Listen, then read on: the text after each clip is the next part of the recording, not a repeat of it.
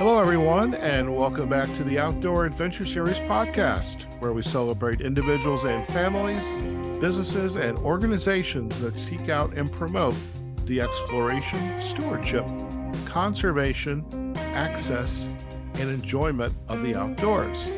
Mia Anstine is our guest on the Outdoor Adventure Series today. Mia is an outdoor enthusiast and content creator. She focuses on mentoring others to country life that includes hunting, fishing, and shooting. And she also hosts the Mac Outdoors podcast. Mia, it's a pleasure to have you on the Outdoor Adventure Series. Welcome. Thank you so much for having me. I was so excited when I got to meet you through some of our platforms. It's really great. Yeah, most definitely. And for our listeners, this is the power of being available and participating in the networks and even the tools that we use to produce our work. In this case, the podcast. I saw that Mia was an outdoor enthusiast and then some, I might add. And I thought, wow, what a great opportunity to bring her on the podcast and kind of get to know her field and what she does. And I have to say, Mia, you are one busy outdoor enthusiast. And for our listeners, can you just give us a kind of a high level view of your background and where you're at? And you also mentioned what you just got done doing this weekend, and I'm kind of intrigued by that. So if we go off on a tangent, so share with our listeners, who is Mia Anstine? Yeah, and that's something I've always been told over the years, like you need to have your 30-second elevator speech. And my speech varies depending on where I'm at, which convention, what am I doing? But I'm an outdoor writer. I write about hunting and firearms primarily, a little bit about fishing and other outdoor adventures. But I freelance and I write for industry magazines and such like that. That's my regular paying gig. But as you said, I'm also a podcast host, and I do that because I'm an outdoor mentor. And I grew up in rural Colorado, Southwest area near Durango.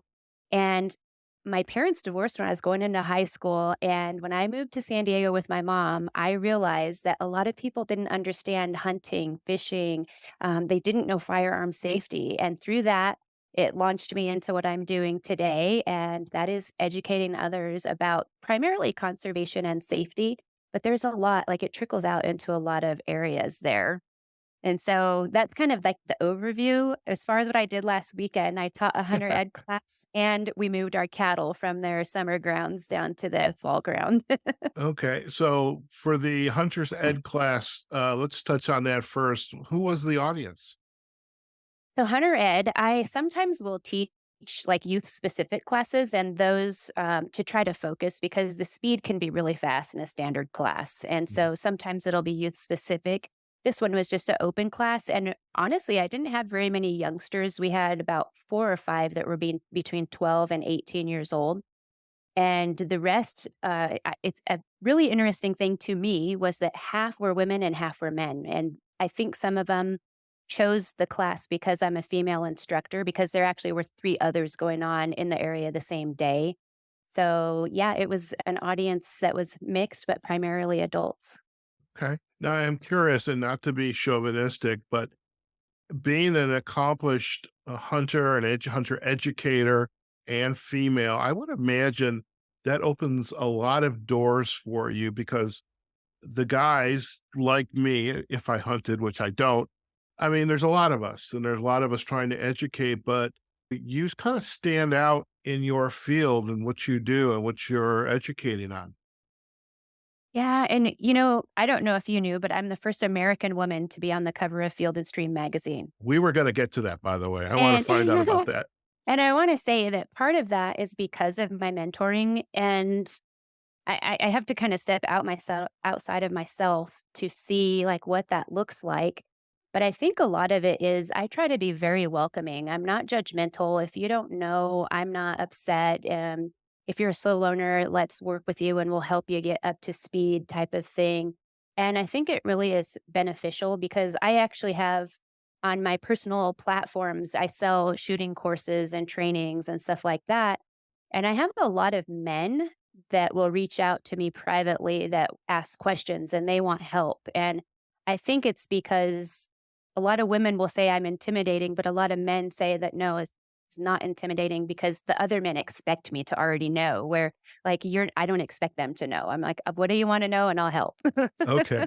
Very good. Very good. Now, this class you were teaching, what goes into an introductory class in hunting? What does that entail? An introductory class is required to get a hunting license in most states in the Oh, United okay. States. So with that, you're taught survival, you're taught ethics, obviously a lot of firearm safety, firearms techniques and use and the types of actions. There's a ton that goes into firearms. It's a big bulk of it. But then also another big bulk is laws. We want people to know how to be legal or where they can find the laws. We teach about conservation and we talk about wildlife, their habitat, and how we can sustain healthy wildlife populations. So there's a lot that goes into the class, but the minimum requirement is 10 hours. And so we have to cram a lot into that little class. So this is a full 1 day class, or is it spread over a couple days? The one that I did this weekend is called an internet conclusion course. So Okay. you take a course online, you go through all kind of modules, and it's very in depth online. And then you pass a test up there. Then you have to sign up for in person, where we're required to give you, I believe it's 4 to 6 hours in person. I have a standard set agenda that I use to cover everything. And with that, you have to cover more of the in-person hands-on training and visit about laws, generally with one of the law officers, a wildlife manager or game warden. And after that, you take another written test, and then we do a range test where we do live fire shooting the rifles at the range. Okay. Very interesting. There's a question I want to ask. Well, actually, I just go ahead and ask it now. Out west, the I know there's an issue with folks that are hunting advocates, whether it's upland bird hunting, elk, deer, whatever. And you have people that own land, and but hunting is a very mobile, it's transit rich opportunity because you have to move as you're going out that day. Do you also talk about some of the intricacies of moving from one property to the next? Because I know that access is a big issue.